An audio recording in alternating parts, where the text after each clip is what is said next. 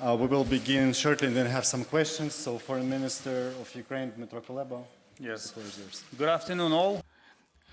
It was an important opportunity for me, allies, and other partner countries of NATO to get together today in Brussels for the ministerial to discuss what else could be done to support Ukraine's defensive war against Russia, and also to discuss the global implications of the Russian aggression against Ukraine. I came here with a simple message. My agenda for the discussion had only 3 items. It's weapons, weapons, and weapons. To win the war, first and foremost, you need weapons. The point is very simple. Euro-Atlantic security is indivisible. And fighting against Russian planes, tanks, and personnel in Ukraine, we are defending not only ourselves, but also the security of NATO members, of the allies. And the deal, a fair deal that Ukraine is proposing is simple. You provide us with everything that we need,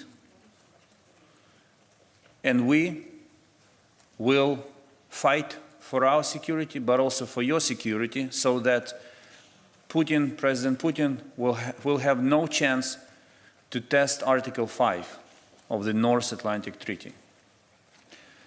I was pleased to hear today a growing understanding about allies of the fact that Ukraine is fighting not only for itself, but also for them, and a growing understanding of the countries who belong to eastern flank of NATO that support to Ukraine should be stepped up. And it's natural because we are neighboring eastern flank countries directly. I am cautiously optimistic about the outcomes of our discussions. And I'm looking for the allies heard us. I was very specific in the requests and the timeline that these requests should be accommodated. So I will be looking forward to the follow-up from allies to everything that was said and discussed today. Thank you. So let's start with NBC, you want it? Okay, then Ukraine Forum, Dmytro Shkurko. Dmytro Shkurko, National News Agency of Ukraine.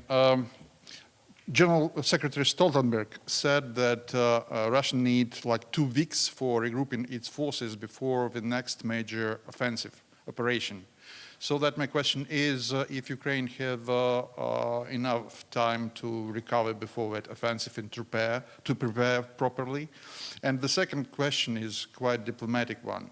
As we saw in Bucha and other Ukrainian cities which were occupied, we have now this absolutely Nazi behavior, and officials in Moscow just confirmed that we have dealing with the state Nazi policies in Russia. My question is, what is in principle possible to discuss with them in a negotiation process? Thank you. By the way, I was told that Ukrainian interpretation is available, so Ukrainian journalists can ask me questions in Ukrainian. I promise to interpreters that they will have some work to do. First, yes, Russia withdrew from Kiev and the vicinity of Kiev, not because, as it was stated by Putin's spokesperson Peskov, they wanted to create constructive atmosphere for negotiations, but because they were pushed back by Ukrainian army and because they required additional resources for a large-scale offensive in Donbas. So we do observe redeployment of Russia's units from north of Ukraine and northeast of Ukraine to eastern Ukraine. And actually, as we speak, the battle for Donbas is underway. It has not reached its maximum scale, but every day the heaviest fighting takes place in that part of Ukraine. And more is to come, unfortunately. The battle for Donbass will remind you, and I regret to say it, but this is true, the battle for Donbass will remind you of Second World War, with large operations, maneuvers, involvement of thousands of tanks, armored vehicles, planes, artillery. This will not be a local operation based on what we see in Russia's preparations to it.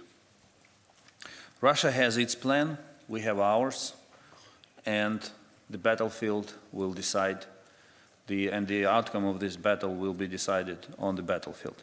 And this is why it is so urgent for allies not to, how to put it mildly, not to tell us that they are still thinking, that they have to do all the procedures, that there are many issues which have to be sorted out before they make decisions. Either you help us now, and I'm speaking about days, not weeks, or your help will come too late.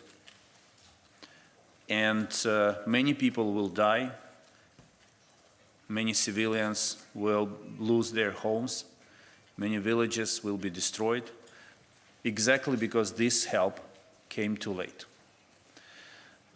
Speaking about negotiations, I said it already, unfortunately, to my deepest regret, Bucha massacre is just the tip of the iceberg. We already see from reports from Mariupol that Mariupol is much, much worse on all accounts. And you ask the right question, how does it feel talking to the Russians after all this happened? There are 2 points which I want to make. First, I have only one question to the Russians. Who are they? Where do they come from that they have no compassion or empathy, neither to children whom they rape, nor to women and girls who are raped and killed, nor to civilians, to old people, even to animals and pets? They kill pets. I don't really, after Bucha, I don't understand who are they, who are these people? And while asking myself this question, I also understand that to prevent more Buchas, we have to talk. We have to talk and see how we can end this war. However, and I will be very honest with you, it is clear that the positions of delegations in talks will be defined by the successes of relevant armies on the battleground and the impact of sanctions imposed on Russia. These are the 2 main criteria which make either our or their position stronger in talks. And of course, we are entirely focused on making sure that we will be stronger and we will eventually prevail. Next one, Associated Press. Hello, thank you for your question. Mark Carlson from Associated Press. Have you received any promises of new military equipment today? You know, weapons are like money. They love silence. And I will not be in a position to go into details. But let me put it this way. I have no doubts that Ukraine will have weapons necessary to fight. The question is the timeline. The discussion is not about the list of weapons. The discussion is about the timeline. When do we get them? And this is crucial, as I explained earlier, because 1 month, 2 weeks ago, it was enough to say what will be given. Today, it's more important to know when it will be given. And this is something that allies have to sort out and to find appropriate solutions. Okay, gentlemen. Yeah. the microphone. Thank you. Thanks very much, Foreign Minister. Nick Beak from the BBC. You say that in terms of weapons, it's when, not if. What is holding things up? Is it a lack of will, or is it the logistical problems that the NATO allies are facing?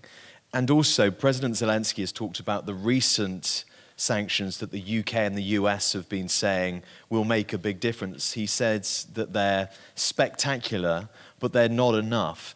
Did you get a sense that some of the NATO allies were maybe holding back on weapons because they want sanctions to do the hard work first of all? The answer to the second question is no. I think these are two parallel tracks where we see different progress with different allies. Some are more advanced on sanctions while being more reluctant on providing us with weapons. Others, to the contrary, are willing to provide with weapons but are more conservative when it comes to sanctions. The point that President makes is very simple. We appreciate everything that has been done on the sanctions front so far. And yes, it's true that the latest round of sanctions inflicts serious damage on Russia. We are looking forward to the adoption of the fifth sanctions package by the European Union. And if it is adopted as it stands, then we can say that the pressure has been stepped up. But as long as the West, let's put it this way, continues buying Russian gas and oil, it is supporting Ukraine with one hand, while supporting Russia war machine with another hand. And this is the point the President is making. The damage that is being inflicted on Russia by sanctions now has mid and long-term implications for Russian economy. But people are dying today. The offensive is unfolding today. And we need steps which will stop Russia's war machine today. This is, as long as it is not, as this hasn't been done, we cannot speak about full efficiency of sanctions. Yes, damage is inflicted, but it's insufficient to stop Russia's war machine. And this is the point. And the first question was on weapons. Why the delay? Is it logistics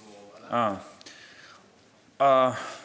A month, in the first week of the war, I asked one foreign minister whether his country would be willing to provide us with a certain state-of-the-art weapon. And he said, Dmytro, it's complicated because it requires at least 2 months of training for personnel. So we are not going to do that. If he had agreed with me in the very beginning to provide Ukraine with that weapon, our people would have already completed, we're about to complete this training, and we would have had it in the week or two. So this is the problem with partners. I mean, I appreciated them, I love them, they're all friends, most of them are personal friends, but this is the problem, that you always have to break one wall after another. The first wall was, we are not going to send you weapons. Okay, we broke it. No one is saying that anymore, almost. The next wall was, we will send you light weapons, but not heavy weapons. Okay, we broke it. We broke this wall as well. Now I've been hearing until recently, we will be sending you defensive weapons, but we cannot send you offensive weapons. Okay, we explained that it doesn't make any difference when it comes to Ukraine because we are defending ourselves. Every weapon is defensive by definition. Okay, we seem to have broken this wall as well. And now we are in this, again, in this situation, when? When will you send this? It takes time, but we have no time. If they had heard us before, we would not have had this discussion. We wouldn't have this discsion now. So it's all. I don't know. It's a little bit of all. So reluctance, unreadiness to act on time, acting only after tragedies like Bucha occur. I said to, and I can openly say it here, I said to partners from G7 and the European Union in the last days that I know what the initial package of sanctions was. And I know that it was stepped up, that when we were asking you to step it up, you ignored us. In fact, there could have been some backslides. And only after seeing the pictures of Bucha, you agreed with us that sanctions have to be stepped up and that what had been prepared was insufficient. But how many Buchas have to take place for you to impose the sanctions? How many children, women, men have to die, innocent lives have to be lost for you to understand that you cannot allow sanctions fatigue as we cannot allow fighting fatigue? So we're in the process, but I'm satisfied with the overall dynamics of how our partners evolve. But unfortunately, the price of that is pretty high. Let's go to this side. Mr. Minister, Nick Schifrin from PBS NewsHour, thank you. One of the main topics in the diplomatic talks with Russia has been security guarantees, of course, that you have been asking for. Did you repeat that request today? Have you gotten any progress on asking any NATO member or getting any NATO member to agree to a security guarantee? And you say you're cautiously optimistic about individual countries' arms shipments. Do you think NATO itself, as an alliance, should be taking a greater role in those arms shipments? You're absolutely right. I'm cautiously optimistic about shipments from some allies, but I have no optimism about seeing NATO as a whole supplying Ukraine with necessary weapons in the foreseeable future. I don't know, it may change, but this doesn't seem to be the case now. So what is happening now is that NATO as an institution encourages allies, those allies who are willing to help. That's it. That's how it works now. And NATO serves as a platform where everyone comes together and discusses these things. No, I did not raise the issue of security guarantees in the meeting because we know exactly the list of allies whom we see as potential security guarantors, and we negotiate it at a bilateral level. But in my bilateral meetings here, we are raising and discussing this issue with them. Yes, they definitely get a better understanding of what we are looking for, and but we're still they're still in a receptive mode. We're still discussing. None of them has provided us with their vision for security guarantees at this point. We have time just for two last short questions, and the first one, the lady there. No, they're behind. Yeah. No. Yes. Just raise your hand. Yes. Sorry, Lily Bayer from Politico. Thank you, Minister. A video posted to social media appears to show Ukrainian troops shooting a captured Russian soldier. I was wondering if you've seen the video and if you have a reaction. Thank you. I haven't seen it. I heard about it. I want to reassure you that Ukrainian army observes the rules of warfare. There was, of course, there might be isolated incidents of the violation of these rules, and they will be definitely investigated. But I wanted to double-check the date of this video, because you should understand one thing. No, you will not understand it. I'm sorry, but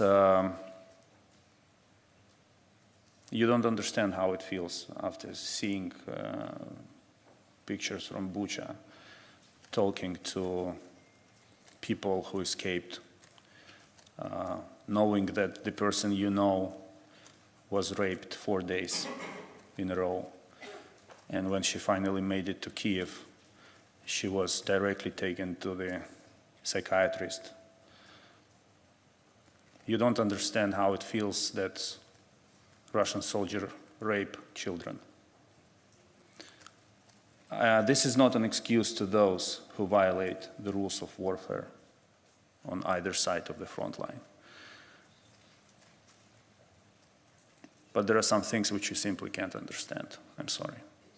Let's take one last one. Ukrainian media. Є українською питання? Давайте від вас. Okay, I Можна will be... українською?